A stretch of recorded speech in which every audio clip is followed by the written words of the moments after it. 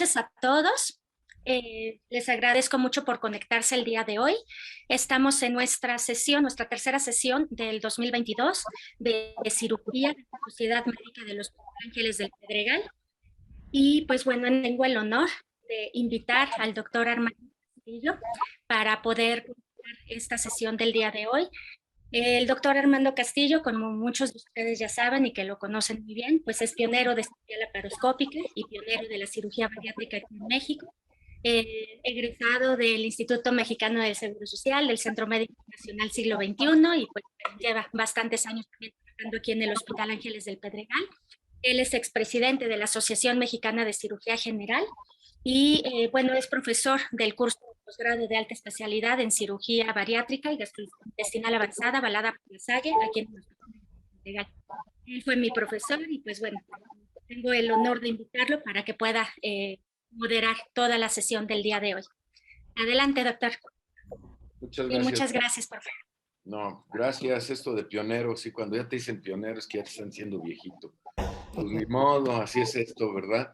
Todo el mundo tenemos. Me da mucho gusto, gracias Gaby, por haberme invitado, gracias a los ponentes que me pasaste su currículum. Me da gusto que estén aquí con nosotros en una sesión muy local que es del Hospital Ángeles del Pedregal, en donde tú las coordinas con relativa frecuencia, o sea, ya llevas unos años coordinando esto. El primero que nos va a hablar va a ser el maestro o el profesor Mariano Palermo. Él nos va a hablar, como dice, resultados con tratamientos innovadores de la obesidad y diabetes. Él va a hablar de los balones, de todo lo nuevo que hay con respecto a los balones. Y el doctor Mariano Palermo es un doctor en medicina, especialista en cirugía general y gastroenterológica en la Argentina, tengo entendido. A ver cómo nos va en el mundial, siempre nos gana, pero bueno.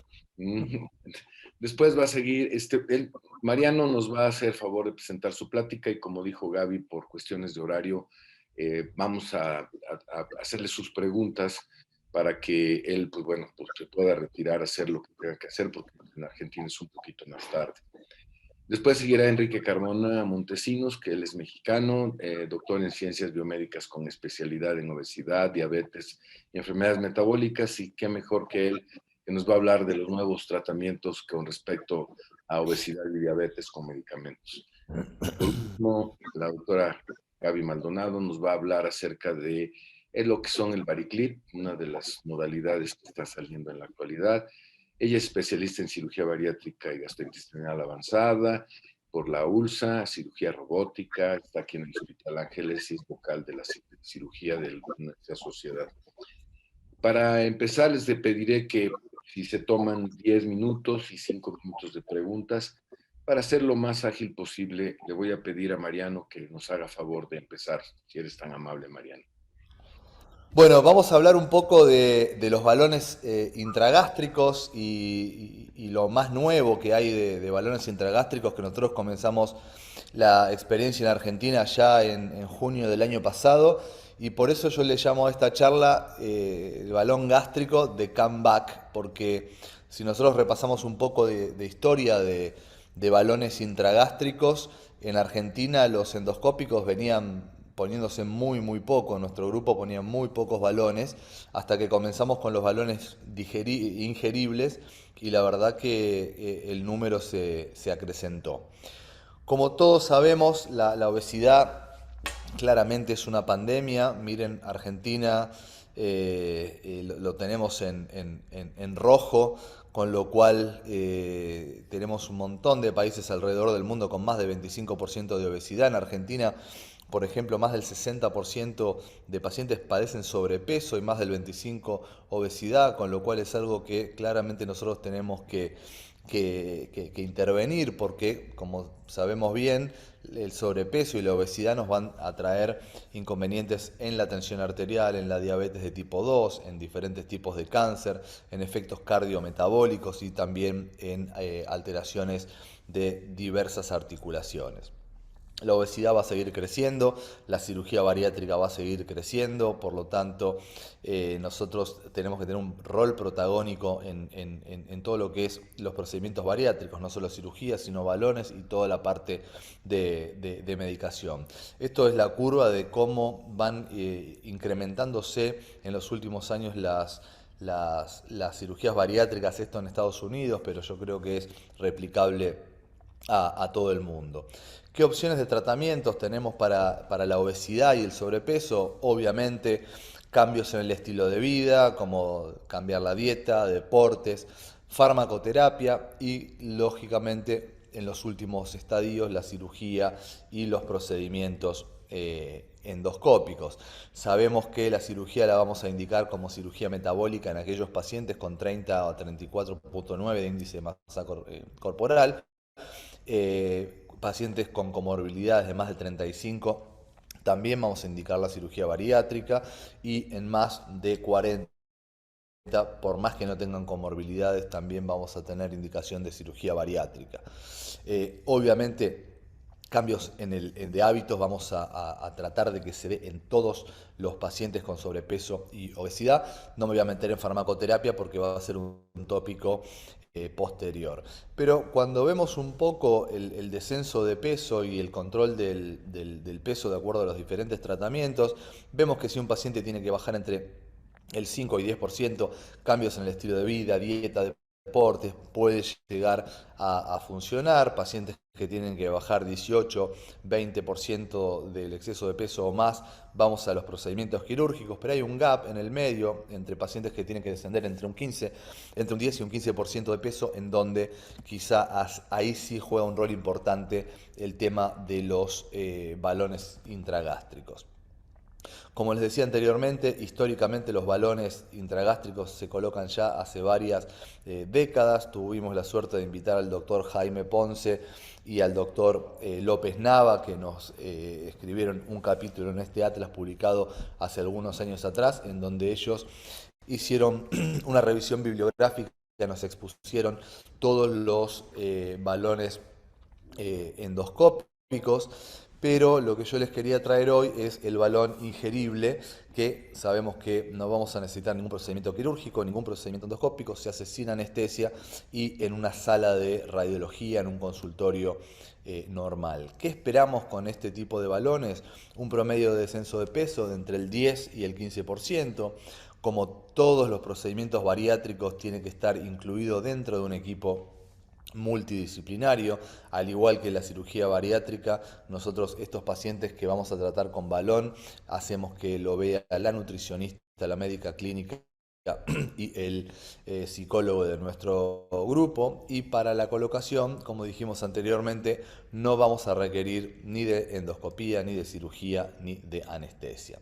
Como todos los balones, este balón intragástrico funciona de la siguiente manera: aumenta la saciedad, retarda el vaciamiento gástrico, y esto hace que el volumen de comida que estos pacientes vayan a ingerir es menor, con el consecuente descenso de peso. Para esto vamos a tener que el paciente en la sala de rayos le vamos a pedir que degluta la cápsula. Ahora les voy a contar en la experiencia mía en este último año cómo lo empezamos a hacer y cómo lo estamos haciendo actualmente. Luego el balón se llena con una solución similar a lo que es una solución fisiológica, y sabemos que lo bueno de este balón también es que no solo se coloca sin cirugía y sin endoscopía, sino que la eliminación es por vía natural, sin necesidad de hacer ningún procedimiento endoscópico para pincharlo, vaciarlo y retirarlo, como se hace con los balones endoscópicos clásicos. La primera parte es la deglución del balón. Una vez que el paciente deglute la cápsula con el catéter, acá podemos observar a lo largo del esófago y cómo ingresa en el estómago y esta marca radiopaca el catéter con esta primer radiografía que hacemos. Acá estamos seguros que el catéter está en el estómago, que no está en el esófago y que no vamos a realizar ningún tipo de complicación insuflando en el esófago. Entonces ahí ya estamos seguros de que podemos insuflarlo. Conectamos a un sistema de llenado y una vez insuflado el balón volvemos a controlar con una radiografía. Acá podemos observar todo el balón insuflado en el estómago y la cámara de aire que podemos observar en la parte superior del balón. Con esto tiramos del catéter y el paciente se va a la casa. Lo bueno de esto es que el paciente, además, el día de la colocación se va con una balanza, como podemos ver acá, de impedanciometría y un reloj de tipo smartwatch, y esta balanza, luego el paciente se baja una aplicación en el teléfono, puede ver porcentaje de grasa, de músculo, de hueso, índice de masa corporal, y con el smartwatch el paciente evalúa ejercicio físico, paso, frecuencia cardíaca y horas de sueño, que todo esto nos es de mucha utilidad para ver la evolución del descenso de peso del paciente. Como vimos anteriormente, estos pacientes disminuyen o descienden entre un 10 y un 15% de peso, y de acuerdo a diversas series publicadas, el 95% de los pacientes puede mantener este descenso de peso a lo largo del primer año. Se estima que con un primer balón uno puede bajar entre un 10 y un 15% de peso. Si el paciente requiere bajar más peso y no quiere ir a cirugía, hay muchos pacientes que nos consultan que no quieren saber nada con la cirugía y algo tenemos que hacer porque ya fracasaron con los tratamientos clínicos nutricionales. Se le puede ofrecer el balón y un segundo balón. Lo que hay que hacer es descansar 2 meses entre balón y balón. Se puede colocar un segundo balón y esto hace que podamos tener un descenso de peso de entre el 23 al 24% aproximadamente en un año. La mayoría de los pacientes, en los pacientes nuestros, todos pudieron deglutir la cápsula, ninguno tuvo inconveniente. En la literatura está descrito que el 99.9% de los pacientes lo puede hacer, aunque hay algunos que no lo pueden hacer, y el balón tiene una cobertura que se va biodegradando con la saliva del paciente, dura 3 a 4 minutos. Si el paciente no puede realizar la deglución en ese tiempo, el balón se pierde y no se va a poder colocar.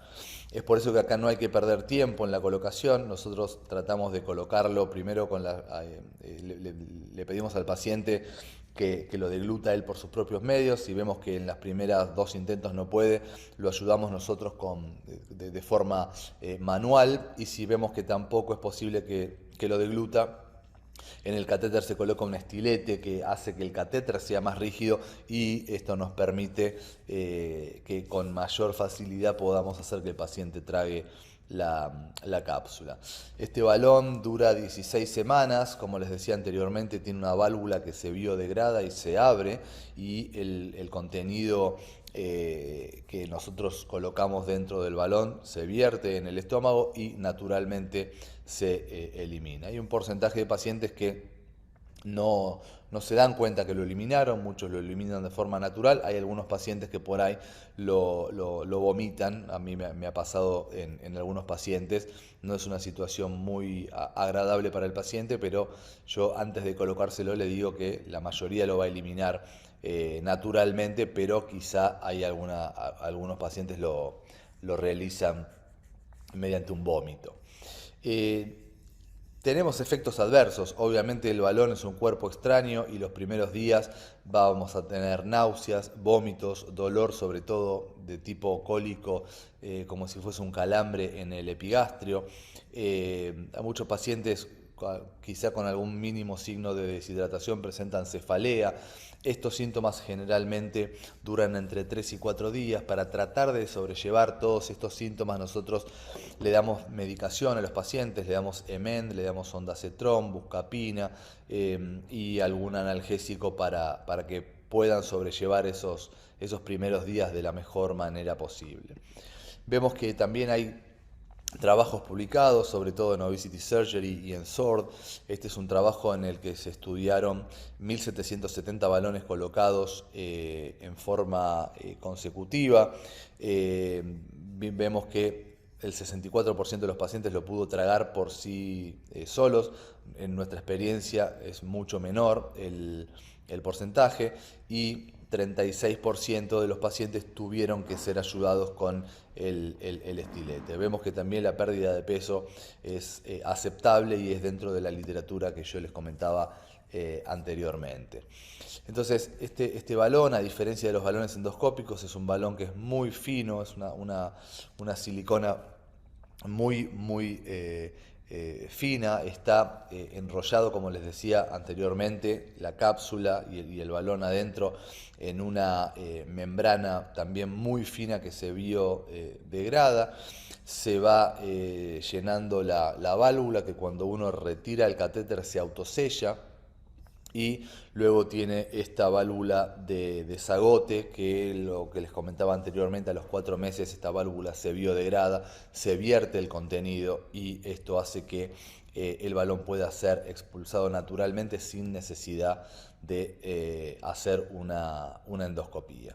Los resultados, la verdad, que vienen siendo bastante interesantes y comparables en cuanto a la pérdida de peso con los balones endoscópicos, pero sin necesidad de internación, sedación y endoscopía para colocar el procedimiento.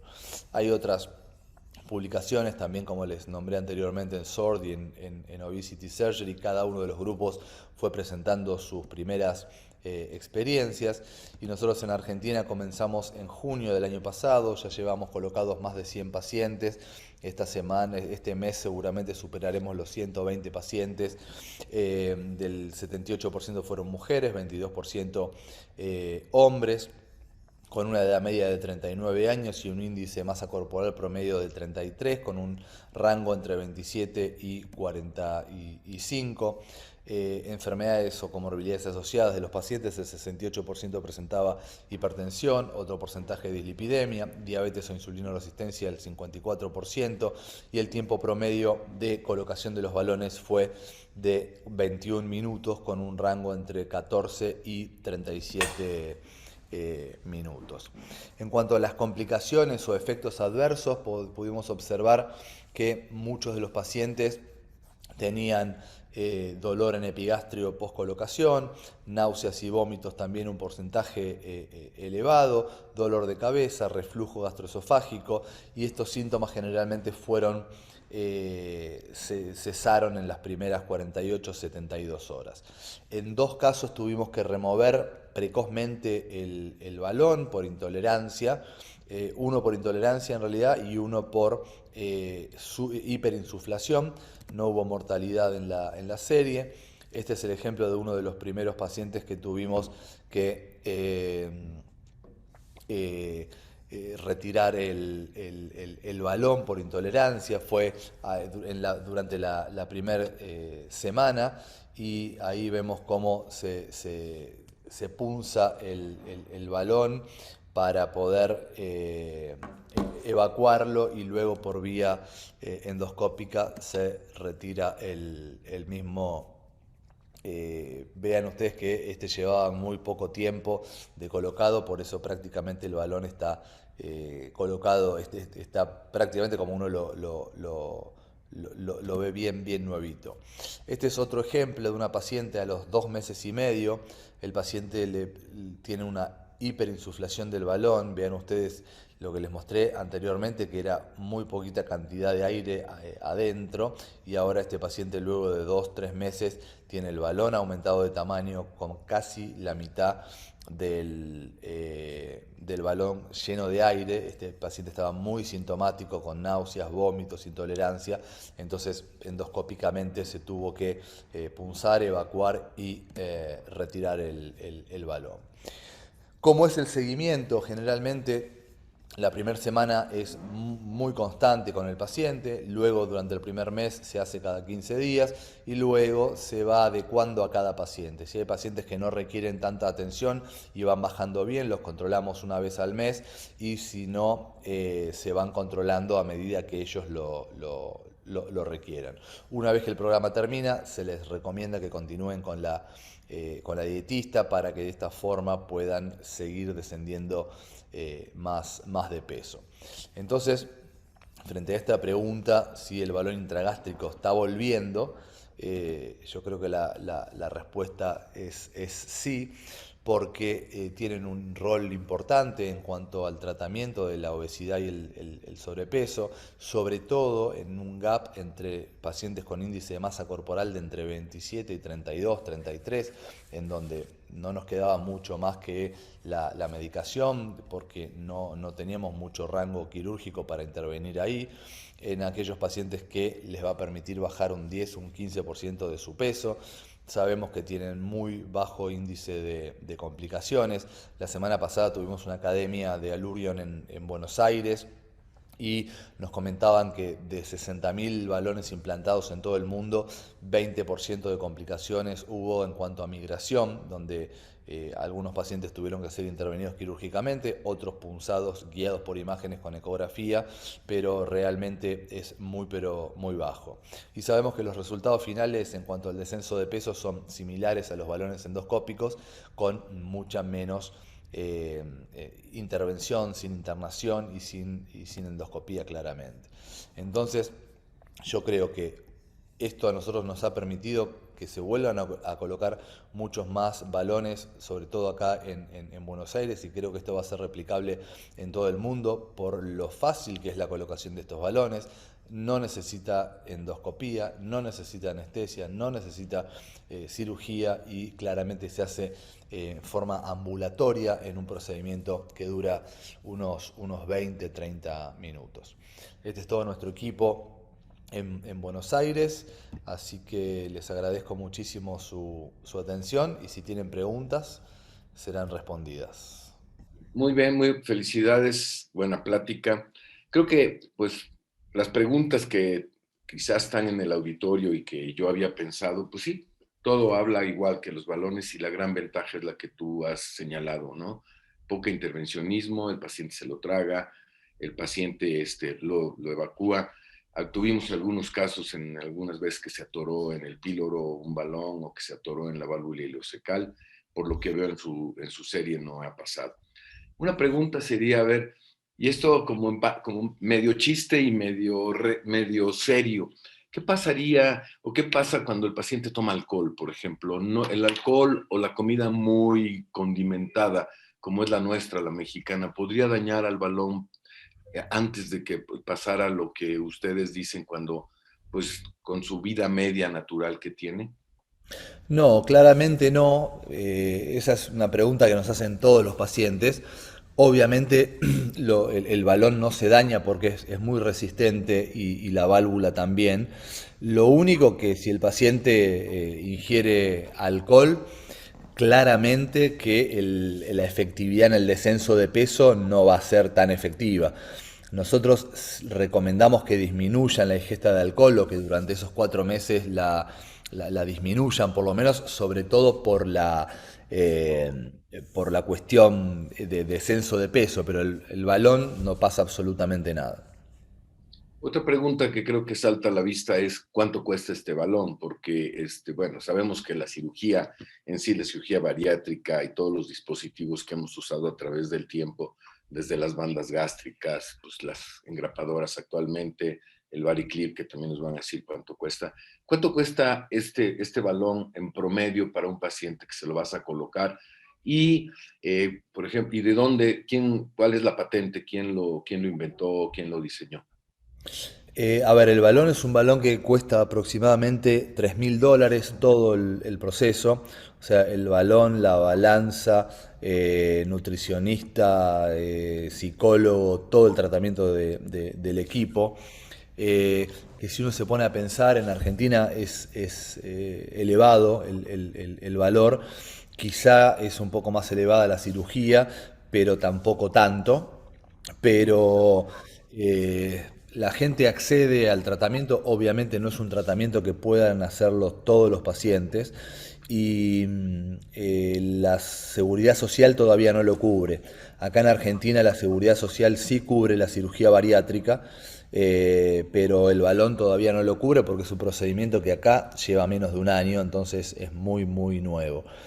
Esto acá lo comercializa una empresa que se llama Tecnoimagen, que es una empresa que lo importa, y la empresa que lo diseñó, que lo inventó, a través del doctor Ram Kutami, que trabaja en Harvard, en Estados Unidos, es Alurion. Y realmente ellos hacen la certificación, hacen toda la formación de cada uno de los profesionales de una forma muy, muy seria, haciendo hincapié en que no es solo el balón lo que va a lograr un éxito en el descenso de peso, sino que esto tiene que estar inmerso en un programa, como sabemos muy bien todos los que hacemos cirugía bariátrica, que no es mágica ni la cirugía, ni el balón, ni nada. Si no estamos dentro de un equipo interdisciplinario, nada va a tener buenos resultados a largo plazo. Y una última pregunta por mi parte, y me gustaría que participara el auditorio y si nos mandan algunas preguntas, es tu reganancia, ¿qué es lo que a todos nos pasa? ¿No? Sabemos que toda la cirugía tiene reganancia, pero la experiencia que tuvimos algunos con los balones de inicio, cuando se les retiraba el balón, había una reganancia hasta cierto punto pronta con respecto al paciente. Sabemos que si el paciente no se disciplina, el paciente va a reganar peso con cualquier procedimiento que hagamos. A ver, nosotros tenemos aproximadamente un 10% de pacientes que no descendieron, que también está dentro de la estadística, es un poquito menos de un 10%, con lo cual eso es frustrante para el paciente, frustrante para nosotros.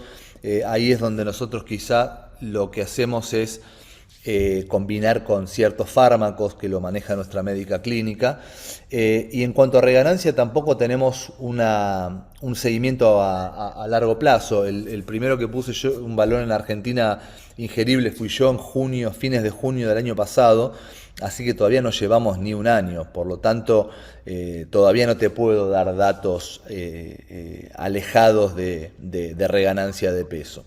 Pero bueno, claramente, si el paciente no adhiere, no cambia hábitos durante los 4 meses que tiene el balón, claramente va a reganar peso. Una pregunta que voy a hacer las preguntas ya de la gente que nos está escribiendo. Preguntan que si te apoyas haces una endoscopía previa a colocar el balón en forma rutinaria y que si te apoyas en algún medicamento o listado, algún medicamento que tú usarías aparte con el balón. Endoscopía de rutina a todos no. Yo pacientes jóvenes sin antecedentes de reflujo no les hago ningún estudio.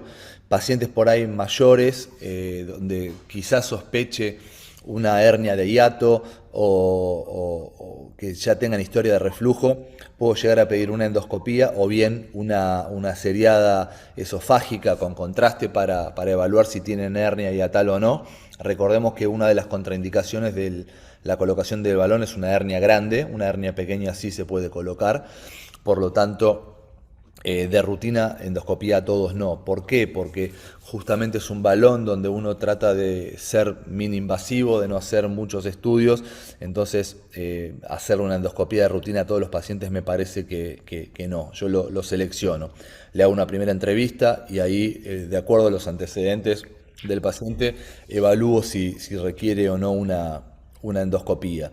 En cuanto a medicación previa, sí, se le da bastante medicación.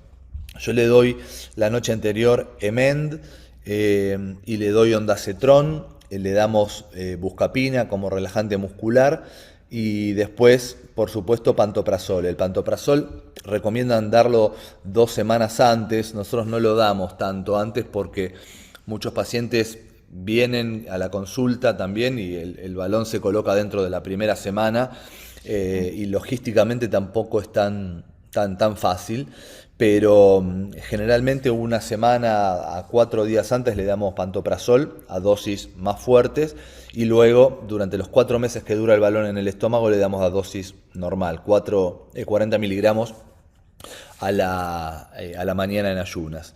Y por supuesto, para el dolor en los primeros 2-3 días le damos ketorolac o cualquier otro analgésico común. Otra pregunta es que si no haces tamizaje para Helicobacter pylori, pensando en que pues, los pacientes latinoamericanos tenemos mucho Helicobacter pylori. No, no hacemos endoscopía, por lo tanto tampoco hacemos tamizaje para Helicobacter pylori. Sí, obviamente en pacientes seleccionados, no de rutina. Ok. La otra pregunta un poquito extraña, pero aquí me la mandan. ¿Qué pasa cuando tuviste que retirar el balón prematuramente, que nos presentaste un caso realmente que fue muy prematuro por intolerancia? Esto nos pasaba también con los balones de anterior. ¿El paciente te pide que le reintegres el dinero o dentro del contrato, por así decirlo, o del consentimiento informado, va el hecho de que pues este balón ya no se va a poder volver a usar, ¿verdad? No, no se va a poder volver a usar. Firma un consentimiento en que, digamos, no hay devolución y sí se le ofrece al paciente continuar con el equipo multidisciplinario. Le damos el apoyo del psicólogo, el apoyo de la nutricionista para que médicamente pueda descender de peso. Otra pregunta que nos llega es que la funduplicatura es una contraindicación, una La fundu- funduplicatura previa. Sí, es una contraindicación porque eh, la cápsula del balón parece pequeña, pero no es tan pequeña. Si tenemos una funduplicatura, es otra de las contraindicaciones y también cirugía bariátrica, por supuesto, ¿no? Para la colocación del balón. Toda intervención en el estómago nosotros lo tomamos con mucho cuidado y no vamos a sobreindicarlo en un paciente con funduplicatura. Mariano, pues hay muchísimas más preguntas. Yo creo que dejaremos tu contacto para que las puedas contestar. Nos parece interesantísimo pues, lo que está sucediendo, la tecnología ha avanzado. Ya que va de aquellos balones que pues, se ponían por medio de endoscopía, que había que tirarlos, sacarlos endoscópicamente, aquellos que se atoraban en el píloro, aquellos que se atoraban en la válvula ileocecal. Bueno, pues no cabe duda que la tecnología continúa. Muchas gracias por tu plática. Estaremos en contacto y que tengas una buena noche allá en Buenos Aires. Gracias Armando, gracias Gaby por invitarme siempre. Ojalá nos crucemos pronto en algún congreso. Cualquier cosita tienen mi Instagram, para los que se quedaron con preguntas, me lo hacen sin problema. Gracias. Adiós, gracias a ustedes. Bye. Vamos a continuar nuestra plática y el doctor Enrique Carmona nos va a hablar de tratamientos en obesidad y diabetes, tratamiento médico. Por favor, doctor Enrique, adelante. No, antes que nada, muchas gracias por la invitación. Y bueno, específicamente vamos a hablar de estos resultados innovadores. Es poco encontrar un tratamiento innovador para el tratamiento de la diabetes. Entonces, para ello, por supuesto, vamos a hablar de lo que hoy las guías americanas, las canadienses, las europeas, las asiáticas, hablan de una estrategia basada en evidencia y, por supuesto, en la relación de la diabetes, aquellas estrategias farmacológicas que nos van a coadyuvar en la disminución de peso corporal. Y bueno, finalmente aquí están mis conflictos de interés. Y bueno, pues hablando de esta situación, vamos a centrarnos en estos, por un lado, tratamientos para la obesidad, avalados por las guías de práctica clínica. Hablamos de combinaciones. Hasta hace poco tiempo se creía que solamente íbamos a tener estrategias monofármaco, pero con base en todas estas situaciones por las cuales se ha conglomerado a la obesidad, esta situación ha llevado a que empecemos a ver estrategias combinadas.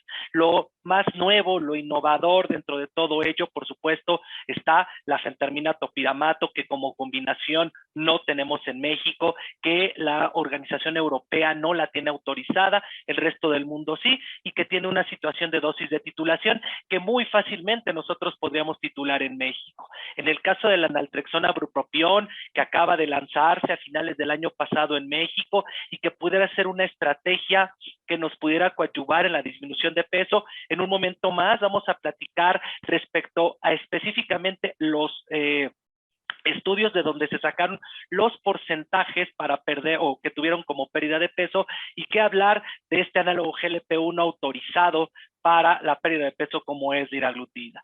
Por el otro lado, en el caso de la diabetes, tenemos que hablar específicamente de dos familias farmacológicas que la Academia Americana de Manejo de la Diabetes de la ADA nos ha propuesto como estrategias para pérdida de peso, como son los ISGLT2, canaglifosina, dapaglifosina o empaglifosina, que es lo que tenemos en México, y por el otro lado los análogos GLP-1.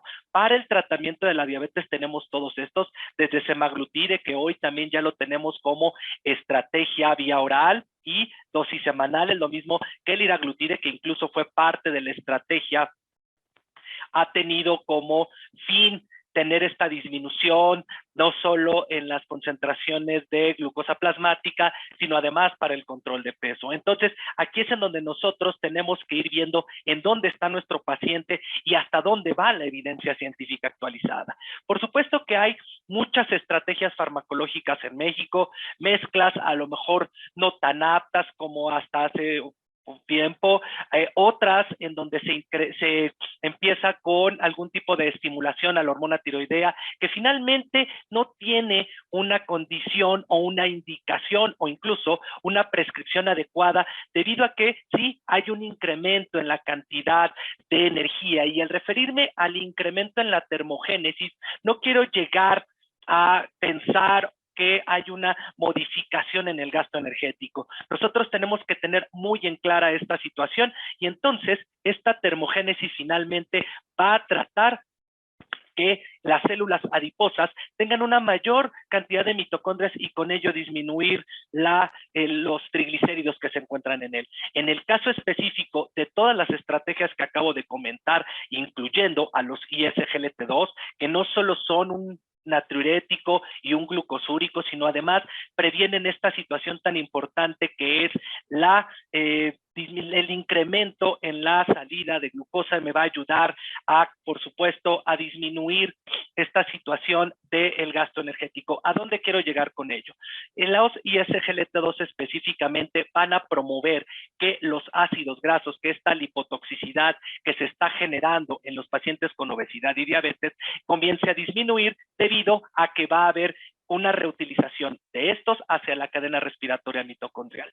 Por el otro lado, en el caso de los análogos GLP-1, hay que recordar que también vamos a observar mecanismos muy similares a los que platicábamos hace un momento. Va a haber una situación de expandimiento o en este sentido de una activación de estos GLP-1 que a su vez también van a interactuar a nivel de hipotálamo. Entonces tenemos dos mecanismos de acción en fármacos que no fueron diseñados para la pérdida de peso, pero que nos pueden coadyuvar en nuestros pacientes con diabetes.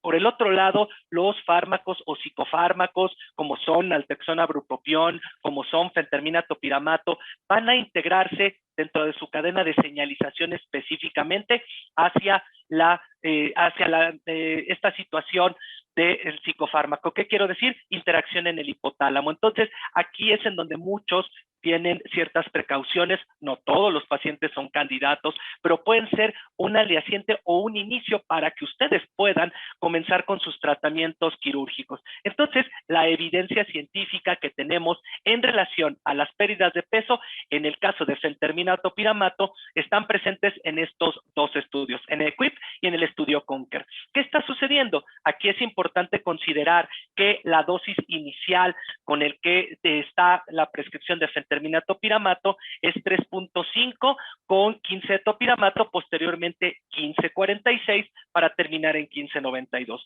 Hay que recordar que en México podríamos hacer una mezcla similar, considerando que hoy ya hay una tableta de 6.4 miligramos en el mercado y que es fácilmente ranurable, y bueno, en el caso del topiramato tendríamos una misma consecución. ¿Para qué? Para llegar a esta situación de ir creciendo la dosis. En un primer inicio, o en este inicio, empezamos con la dosis de 3.4 contra 25 miligramos, 2 semanas, para posteriormente incrementar la dosis de fentermina. Y a partir de que tengamos 6.4 miligramos, que es lo más cercano a 7.5, se mantendrá la dosis por 2 meses más. Y en ese momento tendríamos un reporte de acuerdo al estudio CONQUER, el cual mezcla pacientes con comorbilidades como son diabetes y hipertensión. Vemos cómo hay un incremento, una disminución de peso del 7.8%. Por el otro lado, si estos mismos pacientes que fueron separados se les incrementa a la dosis tope de 15.92, tenemos una disminución de peso de 9.8%. Hay que aclarar algo bien importante. Lo que se reportó hace un momento con los balones era a menos semanas que con este solo tratamiento. Entonces, esto es muy importante porque puede ser un punto de inicio para posteriormente ustedes hacer la interacción. En el caso del estudio EQUIP, que solamente habla específicamente de pacientes con sobrepeso o obesidad, hablamos que perdieron el 10.9% con la dosificación de 15.92, de 15 miligramos de fentermina contra 92 de topiramato. En el caso de naltrexona bupropión se hicieron exactamente dos estudios, el estudio CORE y el estudio CORE-HAS-DM. ¿Qué quiero decir? El estudio CORE fue un estudio en donde solamente se trataron pacientes con obesidad, pero con algún dato de depresión. Y por el otro lado, adicional a esto, pacientes con hipertensión y pacientes con diabetes. Como podemos observar, la dosificación es un poco más compleja, ya vienen las tabletas perfectamente establecidas, 8 miligramos contra 90, para al final tomar prácticamente la dosificación de 32.360, con una pérdida de 3.93, de 9.3% de pérdida a 56 semanas. Aquí es algo muy importante que aclarar. La combinación naltrexona bupropión se sugiere en aquellos pacientes que se tiene perfectamente identificada alguna estructura de depresión. Todas las guías lo determinan desde esta perspectiva, no hablan de riesgos cardiovasculares, no hablan de ninguna otra circunstancia, pero siempre promoviendo el abordaje multidisciplinario para poder tener una mejor pérdida de peso. En el caso de liraglutida, que es uno de los fármacos que se ha utilizado con mayor frecuencia, es importante considerar algo. No necesariamente tienen que llegar a los 3 miligramos de dosificación para poder tener una pérdida de peso. Hay pacientes que no lo toleran. Tenemos que tener cuidado en esta situación de pacientes con antecedentes de alguna afección de tiroides, específicamente de cáncer de tiroides, y por supuesto evaluar esta otra función del páncreas, esta parte exócrina. ¿Por qué? Porque ante un incremento de una amilasa o de una lipasa tendríamos un riesgo importante de efectos secundarios. ¿Qué quiero decir con todo esto? Que hasta hoy la farmacología de la obesidad es una estrategia que tiene que seguir en estudio. La mayoría o todas las estrategias que acabo de presentar tienen un efecto secundario. A lo mejor no a la muerte, pero sí habrá algún paciente que tuviera que estar tratado con naltrexona bupropión o incluso fentermina topiramato que pudiera desarrollar hipertensión pulmonar. En la literatura prácticamente se habla que son muy pocos, pero no sabemos hasta qué punto nuestro paciente pudiera llegar. De ahí la sugerencia de hacer una evaluación integral, de tratarlos desde la perspectiva multidisciplinaria y por supuesto ir avanzando hacia el punto que en la mayoría de los casos los pacientes requerirán aquellos con obesidades más grandes, que es la cirugía bariátrica. En el caso de las alternativas o las estrategias farmacológicas indicadas en el paciente con diabetes, tendremos que encontrar estos estudios, de estos metaanálisis en donde se identificó cuál de todas las estrategias farmacológicas es la que mayor evidencia de pérdida de peso y disminución en hemoglobina glucosilada presentan. Este es un estudio publicado por Zaccardi en el 2016, en donde creo que es bastante claro y elocuente cómo canaglifosina de 300 miligramos es la que mayor pérdida de peso representa. Pero si ven, tampoco es una pérdida de peso tan grande. Estamos hablando de que ni siquiera son 3 kilos durante el primer mes de tratamiento. Posterior a ello, prácticamente se va manteniendo el peso corporal. De ahí la importancia de identificar a aquellos pacientes para que ustedes puedan tener estas cirugías metabólicas con grandes éxitos a nuestros pacientes. Lo mismo pasa con la hemoglobina glicada o glucosilada, una disminución mayormente con canaglifosina de 300 miligramos. Y bueno, siempre también es importante, hoy, como lo había comentado, las guías de la ADA hablan de dar estrategias farmacológicas en los pacientes con diabetes con combinación. Y no es que las biguanidas las hayan dejado afuera, simplemente que la combinación de un ISGLT2 con un análogo GLP-1 hemos observado que tiene mejoras sustanciales en la composición corporal. Y nosotros, como podemos ver, además, tendremos que siempre condicionar y recordar que estos pacientes tienen altos riesgos cardiovasculares y alto riesgo para desarrollar enfermedad renal crónica. Entonces, el presentar este metaanálisis publicado en el 2021 en la revista The Lancet, publicado por Brown y colaboradores. Lo que quiero presentar es específicamente cómo la interacción entre los ISGLT2, en donde vemos que lo reportado en el estudio Credence nos da una mayor efectividad en relación a los eventos cardiovasculares caracterizados por el MACE de 3 puntos. Y además, este mismo estudio nos reporta que vamos a tener una disminución importante por falla cardíaca. ¿Qué estudio es el que representa? El estudio Credence, por supuesto, es el que representa a canaglifosina versus el EMPA-REG o el DECLARE, en donde se habla de dapaglifosina y empaglifosina respectivamente. ¿Qué sucede en el caso de los análogos GLP-1? Vemos cómo también el estudio ELIXA y el estudio Harmony son los que estadísticamente tienen mayor evidencia. Entonces, aquí estamos hablando de modificaciones y de evitar complicaciones en nuestros pacientes con diabetes y con obesidad, muy probablemente previos a la cirugía bariátrica. Es un camino que tenemos que seguir. No podemos dejar a nuestros pacientes con estos incrementos de peso que con la estrategia farmacológica bajarán el 10, el 15, el 20% y que al final su cuestión metabólica los va a llevar a problemas cardiovasculares o renales. De ahí la importancia de tener un equipo multidisciplinario que nos ayude a poder construir mejores estrategias.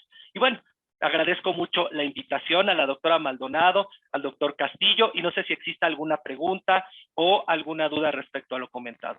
Entiendo, tu mensaje es, ok, todavía la farmacología no ha alcanzado las pérdidas que obtenemos los cirujanos. Así es. Me parece, pero al final también entiendo que tu mensaje es que tenemos que trabajar en conjunto con todo lo que es la farmacología para poder tener un éxito mayor. Sí. Esto es lo que yo entendí y creo que me gusta porque pues, siempre hablamos los cirujanos, no, el mejor método para bajar de peso es la cirugía. Sí, es la cirugía, pero también tiene sus bemoles y lo que tú estás diciéndonos es que podemos trabajar en conjunto con la farmacología y tendremos mejores resultados a largo plazo, que es lo que pretendemos. Así es. Vi todos tus estudios, no vi ninguno mexicano. Yo siempre he pensado que lamentablemente siempre nos basamos en que pues, son estudios americanos, son estudios europeos, pero yo estoy convencido que los mexicanos somos diferentes en todo, o sea, genéticamente, tenemos otras enfermedades, respondemos diferente a cuestiones, pero siempre nos estamos basando en lo que nos dicen. Claro, pues ¿por qué? Pues porque la experiencia la tienen ellos, pero ¿qué hay de nosotros? ¿Sabes de algo que se esté haciendo? Pues con el gen mexicano que pues somos diferentes, yo estoy seguro para todo. Y tiene la razón. Sí, se están haciendo varios estudios. Ahora lo más moderno en todo esto de la farmacología es hacer estudios en la vida real. Hoy se está corriendo estudios con liraglutide, con naltrexona bupropión y con varios ISGLT2 con relación a ello. Sí se están empezando a hacer esta situación de estudios en la vida real en población mexicana. Sin embargo, todavía empezaron previo pandemia, se detuvieron y ahorita quieren comenzar a arrancar. Pero sí hace falta mucha evidencia en población mexicana. Lo que hay en población mexicana son con mezclas no autorizadas por la FDA o incluso con estrategias farmacológicas que tienen poca situación metodológica, para no entrar en más detalles, pero yo creo que es importantísimo que con estrategias como esta pudiéramos empezar a generar investigación al respecto y sacar resultados para población mexicana. Correcto. Sí, una de las preguntas que nos llegaba era que se podía hacer mezcla de medicamentos, lo acabas de comentar tú. No sé sí y no. O sea, de respecto a la mezcla de medicamentos, o sea, aquí lo importante es las mezclas ya previamente establecidas, pero si ustedes tienen fentermina y quieren mezclarlo con anfepramona, eso no es posible, entendiendo que no hablé de anfepramona, porque finalmente el mecanismo de acción de un psicofármaco es el mismo de anfepramona, de detilpropio, de que es lo mismo, perdón, de macindol y de todos estos que el de fentermina. Solo son pequeños sitios de acción, pero estos no se mezclan, estos no se pueden mezclar. Y si ustedes quieren mezclar liraglutide con fentermina topiramato, también tendríamos por ahí una interacción no adecuada en ello. ¿Por qué? Porque señalizan en varios sitios en el cerebro en donde no tendríamos el efecto que quisiéramos. En tu experiencia, que en cuanto ya nos dijiste la intolerancia que luego existe por los pacientes, la intolerancia y los side effects o los efectos colaterales que puede tener, porque bueno, pues siempre sucede, una aspirina te puede ocasionar desastres y estos medicamentos pues más todavía. ¿Cuál es tu experiencia y en qué porcentaje más o menos y qué es lo más frecuente a lo que te enfrentas como un efecto colateral de intolerancia para ciertos pacientes con puro tratamiento médico? Bueno, primero, boca seca, dolor de cabeza y reportan cierta ansiedad. Ahora, para que esto no se presente, las dosis tienen que ser progresivas. Precisamente por eso los estudios hablan y la dosificación en Estados Unidos de fentermina topiramato es de poquito, de poquito, de poquito, hasta llegar a la dosis tope. Ellos hablan de que no se puede utilizar una dosis de más de 15 miligramos, pero si me enfrento a un paciente de más de 100 kilos, 15 miligramos es absolutamente nada. Entonces, de ahí a que tengamos que tener más en clara esa parte. Pero los efectos colaterales son estos, ¿eh? No se presentan algún otro. Yo no tengo en mi práctica clínica ningún paciente que haya desarrollado algún tipo de situación cardiovascular o algún otro tipo, incluso de dependencia, de ninguno. Enrique, pues lamentablemente se nos acaba el tiempo. Es muy interesante todo lo que está. Ojalá nos dejes tus datos para que, pues por medio de, ya sabes, la tecnología te hagan algunas otras preguntas. Te agradezco mucho la claridad en tu exposición y esperemos que realmente lo que tu mensaje para mí fue importante es trabajemos juntos para poder llegar a un éxito con nuestros pacientes obesos y diabéticos. No, al contrario, ustedes muchas gracias. A la doctora Maldonado, muchas gracias. Gracias, Enrique. Bueno, continuaremos con la doctora Maldonado, Gabriela Maldonado, que nos va a hablar de algo que está siendo un poquito, pues, bueno, no diríamos polémico, pero bueno, pues algunos de nosotros no estamos muy convencidos, otros están muy convencidos, y Gaby nos va a hablar acerca del Variclip. Adelante, Gaby. Muchas gracias. Bueno, antes que nada, muchísimas gracias a todos por participar en este pues, webinar el día de hoy. Y pues bueno, sí les quiero platicar de este nuevo dispositivo. Mi primer disclosure sería que, bueno, soy parte del primer equipo quirúrgico de cirujanos bariatras certificados que nos estamos dedicando a colocar este dispositivo. Y mi otro disclosure sería que yo soy un cirujano general, cirujano bariatra, que no nada más hago Variclip, sino que también hacemos manga, bypass gástrico y todos los procedimientos que tienen que ver con cirugía bariátrica. Mi plática la voy a dividir en primero qué es y cómo se desarrolló este clip gástrico que le llamamos Variclip o clip gástrico vertical, hablar un poquito de la técnica quirúrgica y lo más importante, la experiencia inicial en México y algunos datos que tenemos en el mundo. ¿Qué es el Variclip? Bueno, pues es un dispositivo externo a nuestro organismo que viene hecho de una placa de titanio recubierto por un silicón especial para evitar erosión al estómago. Muchos pudieran asemejar el Variclip a una banda gástrica como cualquiera de los otros procedimientos restrictivos que tenemos.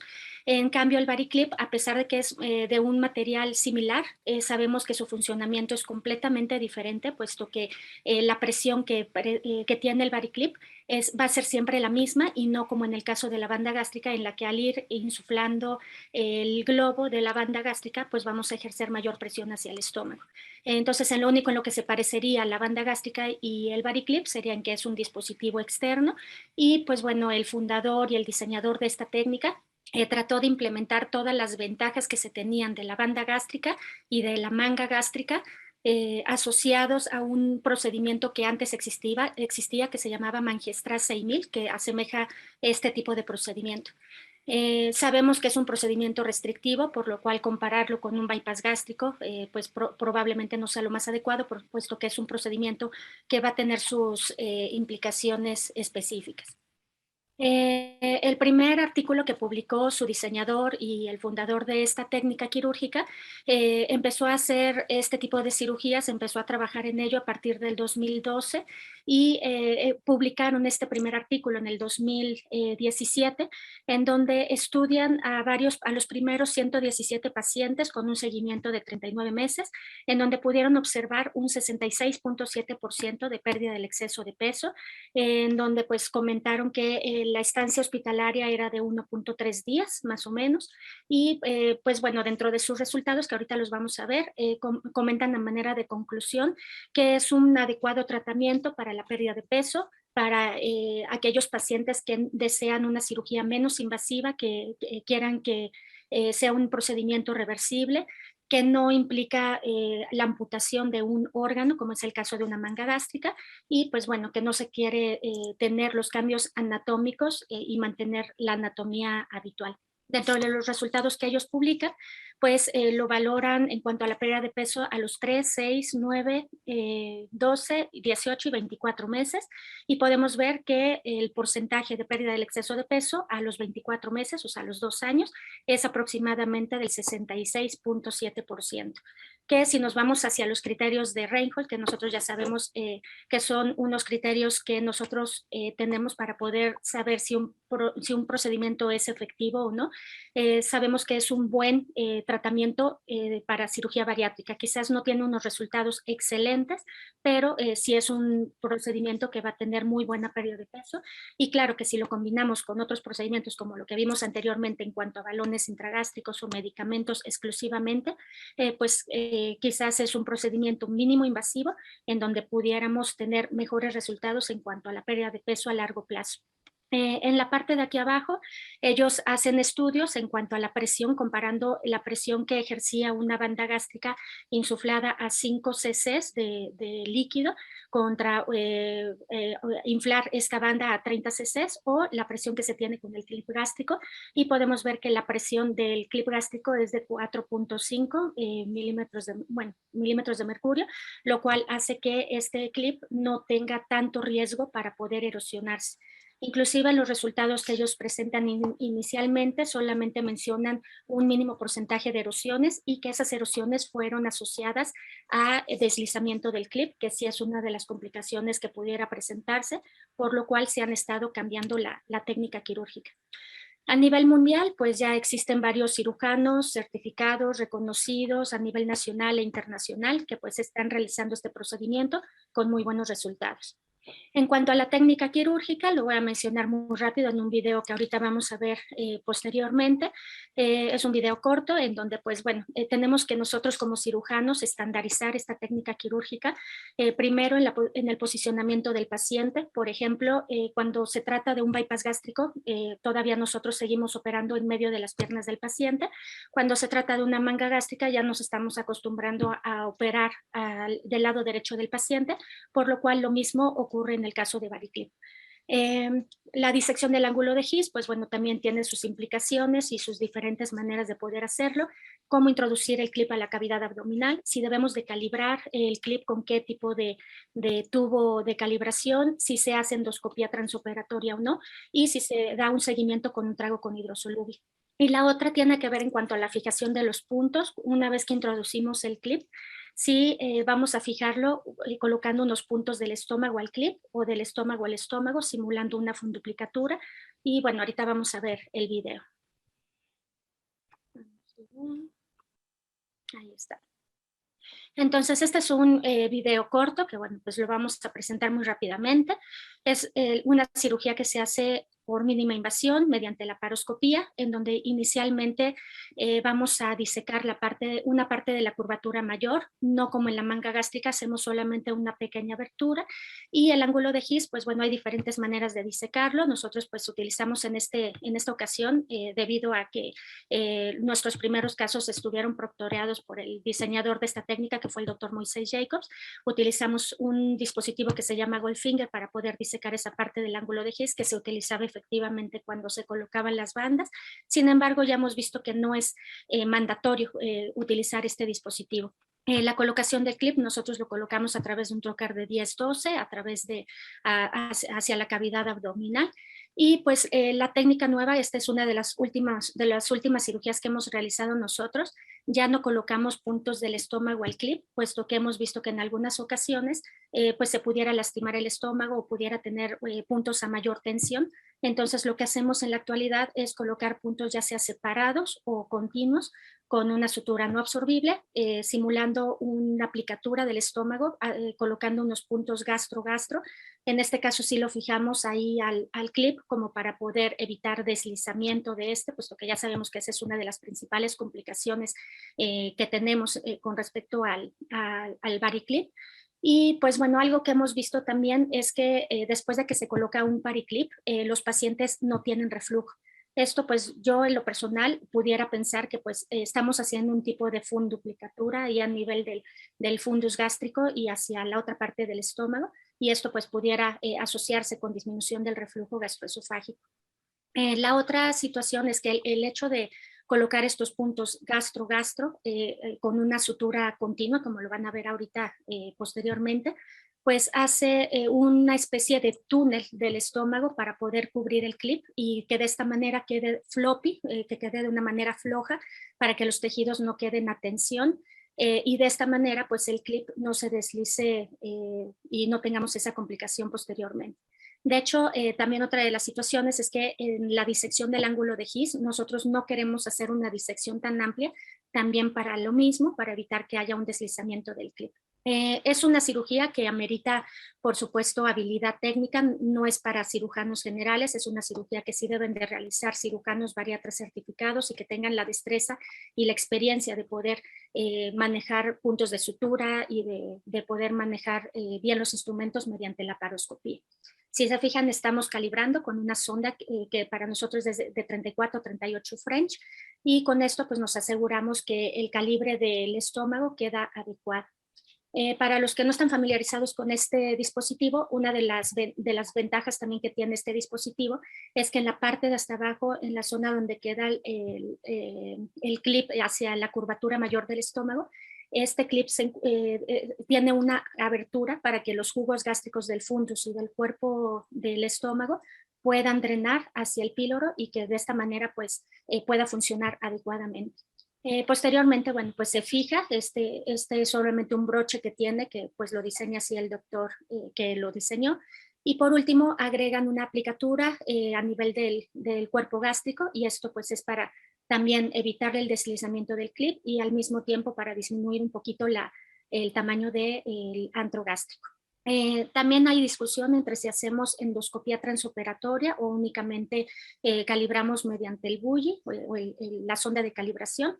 La verdad es que hasta el momento nosotros hemos hecho endoscopía transoperatoria en todos nuestros pacientes para poder ver en nuestros primeros casos que no hay ningún deslizamiento y que se encuentra adecuadamente.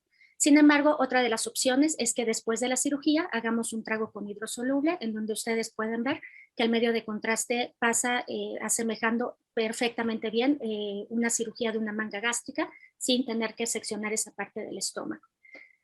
Todas estas ventajas que tiene el clip, bueno, hay que decir que todos los procedimientos pues tienen sus ventajas, desventajas, sus pros, sus contras y tendrá sus indicaciones precisas, pero bueno, pues es un dispositivo que los pacientes pues a veces cuando no quieren, les da miedo una cirugía mayor, pues aceptan como una cirugía que inclusive pudiera hacerse ambulatoria. No necesariamente, nosotros les explicamos a los pacientes que si se quieren quedar una noche no es necesario que se vayan ese mismo día, pero bueno, es una cirugía en donde factiblemente se podrían ir el mismo día a su casa. En cuanto a la tromboprofilaxis, los medicamentos, el inicio de la vía oral y las vitaminas y suplementos, hasta la fecha lo estamos manejando exactamente igual que si fuera una manga gástrica.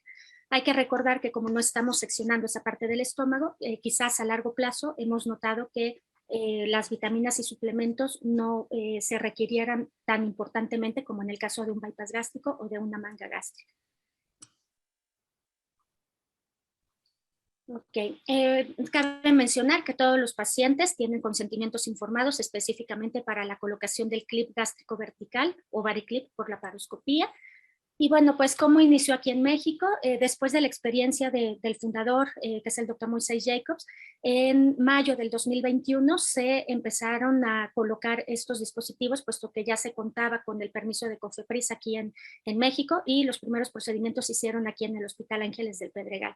Inicialmente lo que se quiere es que estos procedimientos sean liderados por cirujanos con experiencia, por lo cual llamamos al doctor Moisés Jacobs para que viniera a colocar con nosotros los primeros clips e inclusive tuvimos la oportunidad de colocar un clip mediante cirugía robótica, que bueno, ese es otro tema, es una cirugía que puede ser factible, sin embargo, pues no está recomendado para todos los pacientes. ¿Y cuál sería la experiencia inicial en México? Bueno, a nivel de toda la República Mexicana, cada vez más grupos están colocando este tipo de dispositivos. Más de 140 casos ya se han realizado desde mayo del 2021. Estamos recolectando datos de todos estos cirujanos para poder saber cuál es la experiencia de México. Como bien dicen, no es lo mismo nuestra genética que quizás la genética en Europa o la genética que pudiera haber en otros países. Por lo cual, bueno, pues lo que nosotros sabemos es que la mayoría coincidimos en que a los 6 meses tenemos entre un 40 a 61% de pérdida del exceso de peso.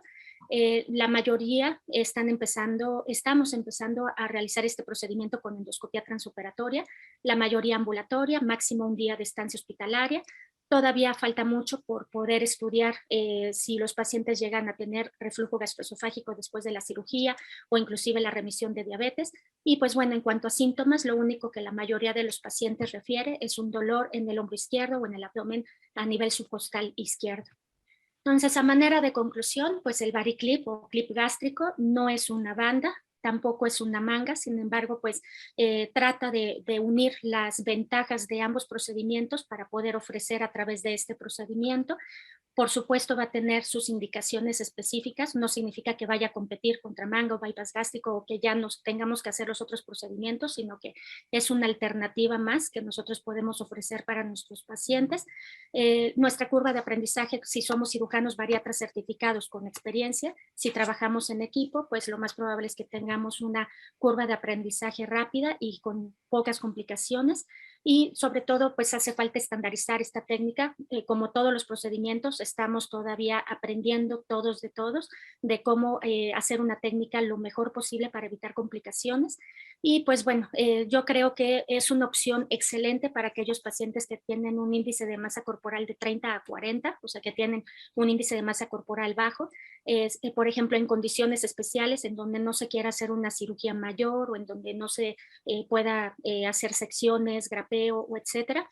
Y pues quizás pudiera ser una excelente solución para pacientes que tienen sobrepeso, obesidad grado 1, inclusive obesidad grado 2 sin enfermedades metabólicas y que además tienen enfermedad por reflujo gastroesofágico. Si además a este clip gástrico le agregamos en tratamiento conjunto, como también mencionamos anteriormente, algún medicamento que nos inhiba el apetito, más los cambios en el estilo de vida, pues creo que pudiera ser un excelente procedimiento para ciertos pacientes. No hay que olvidar que los pacientes van a llegar a preguntarnos por diferentes procedimientos, entonces no significa que vayamos a negarnos a hacerlo o que todos los procedimientos vamos a hacer este tipo de procedimiento. Sin embargo, pues hay que ofrecerles cada vez procedimientos menos invasivos y siempre explicándoles muy bien los pros, los contras y las implicaciones que tiene cada procedimiento. Pues eso es todo. No sé si tengan alguna pregunta. Yo sí. ¿Estoy con micrófono o no? Adelante. Sí, te estamos escuchando. Te oí, tuve un déjà vu. A mí me pasó lo mismo hace más de 30 años con la banda. Y yo sé que no es la banda, pero los mismos resultados, estábamos muy entusiasmados. Y conforme pasó la vida, digo, no le estoy deseando eso al Variclip. Para empezar, yo creo que para mi gusto no es un procedimiento que yo le ofrecería a mis pacientes, pero ese es mi problema, no es problema de los demás. Y así pasó con la banda, es un déjà vu que tuvimos con el doctor Álvarez Cordero, tomamos los cursos, y ustedes saben los millones de bandas que se pusieron en el mundo. Y pues bueno, ahora muchos estamos padeciendo lo que fue las bandas y lo que son las bandas, algunos lo tienen, algunos bajaron de peso, pero obviamente ese es un procedimiento que pues no está proscrito, pero creo que en muchos países ya no lo hacen. En Estados Unidos lo siguen haciendo, no sé por qué, pero pues nosotros aquí en México tenemos bastantes problemas con las bandas. Entonces mi déjà vu fue ese. Oí, y eso de que pérdida del 66%, pues sí, pero estamos hablando de meses. Acuérdense que la medicina se tiene que valorar por años, ¿no? A mí me gustaría que sí, que funcionara. El día que los vi operar, la verdad, pues sí, no se me hace un procedimiento fácil, o cuando menos a los cirujanos que vi no eran tan hábiles, porque pues se echaron como 2 horas o 2 horas y media, y pues se me hace que es más que lo que yo hago en un bypass, ¿no? Claro que ustedes están hablando de lo que dicen que es un procedimiento, que pues se va a su casa el paciente, pues bueno, qué bueno, ¿no? Y les digo, con la banda nos pasó lo mismo, les deseo que les vaya mucho mejor. Una pregunta que también nos ha llegado es cuánto cuesta un Variclip y en cuánto sale en Hospital Ángeles, por ejemplo, la colocación de un Variclip. Bueno, el precio que nos están dando, obviamente es una sola compañía, como por eso les había colocado al principio mis conflictos de interés, porque pues solamente conozco a un solo distribuidor que pues es amiga de nosotros, que bueno, pues además ella es la encargada, la coordinadora de Variclip en México y que pues además trabaja en conjunto con el doctor Moisés Jacobs. Ellos como equipo nos invitaron a trabajar con ellos y pues no conozco nadie más que lo venda. Entonces el precio que nos dan ellos es de $1,500 masiva, una cuestión así, en cuanto específicamente el clip gástrico. De ahí, pues depende el costo que tenga cada hospital. Por ejemplo, aquí en Hospital Ángeles del Pedregal, todo digamos, el procedimiento, pues está alrededor de 104,000 pesos, pero incluye pues la cirugía ambulatoria, cirugía laparoscópica, el clip gástrico, y quizás si comparamos el precio de este clip a una manga gástrica o a un bypass gástrico, hablando de este hospital que pues es uno de los hospitales donde pues más trabajamos nosotros, pues si pudiéramos comparar que es un precio menor. En otros hospitales pudiera ser más económico, pero como es un procedimiento nuevo, pues apenas está abriendo la oportunidad en otros hospitales. Lo que comenta del déjà vu en la banda gástrica, pues sí, en otros congresos o en otras mesas redondas que hemos tenido al respecto, pues sí, todo el mundo comenta que, bueno, quien no conoce la historia, pues está destinado a volver a repetir. Yo lo que diría a ello es que, bueno, efectivamente un clip y una banda gástrica son dispositivos externos que por supuesto puede tener sus complicaciones. Sin embargo, bueno, nosotros nos basamos en lo que nos dice su fundador y su diseñador y quienes tienen más experiencia a nivel internacional.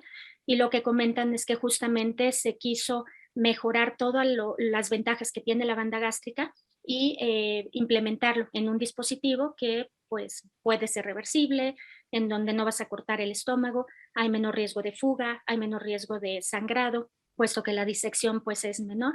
Y bueno, pues hay que creer en estos resultados que pues ellos nos presentan a 10 años. Lo del 61% de pérdida del exceso de peso es a 2 años. Entonces, pues bueno, nosotros apenas llevamos una experiencia de 6 meses, no sabemos igual qué vaya a pasar. Probablemente pues sí sabemos que es un procedimiento restrictivo, que pues de todas formas nunca le va a ganar a un procedimiento mixto, pero bueno, pues habría que ver a qué pacientes pudiera ofrecerse. Yo podría decir un ejemplo, aquí en el consultorio pues han llegado varios pacientes a preguntar por el Variclip y uno de ellos llegó, le hice una endoscopía preparatoria, cosa que yo sí trato de hacerles endoscopía preparatoria, y resulta que tuvo pólipos en el fundus gástrico y en el antro a nivel de la curvatura mayor del estómago. Por supuesto, ese paciente platiqué con él y le dije que no era el mejor candidato para un Variclip y le estamos ofreciendo otra cosa completamente diferente.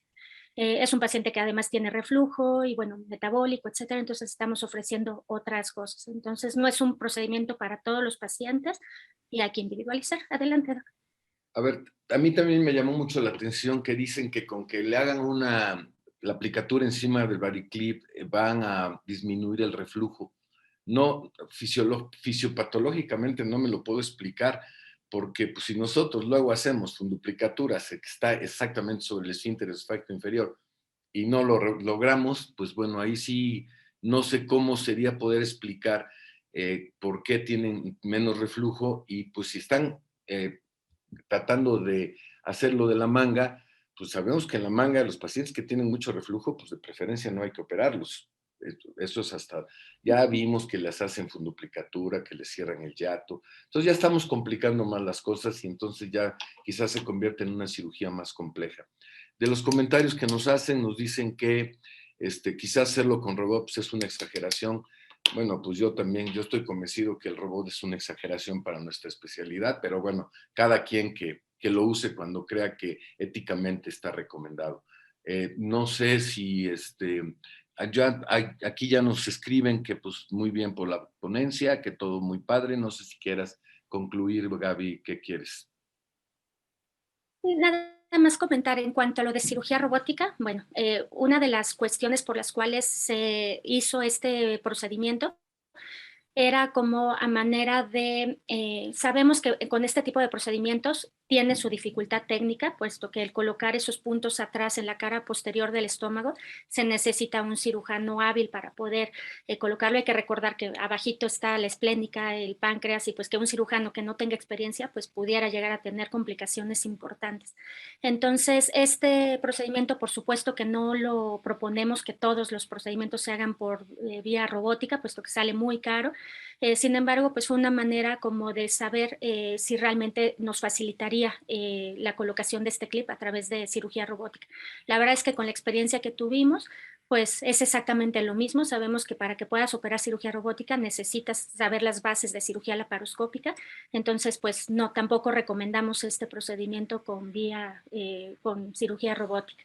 Y pues bueno, nada más saber que pues hay que individualizar siempre el tratamiento y bueno, pues parte de implementar en este día el tratamiento médico con el tratamiento con balones y con esta nueva técnica quirúrgica era con el objetivo de pues saber qué es lo nuevo que se está ofreciendo para la obesidad. Sabemos que es una enfermedad crónica multifactorial, que ya lo sabemos igual, en todas las pláticas lo repetimos, que es muy difícil. Sabemos que del 15 al 30% de los pacientes, inclusive con manga, bypass gástrico o procedimientos malabsortivos, van a volver a tener reganancia de peso y también tiene sus complicaciones. Entonces no hay una respuesta única para este tipo de padecimientos, pero pues son otras alternativas que si nosotros individualizamos bien al paciente, quizás pudiéramos llegar a tener buenos resultados.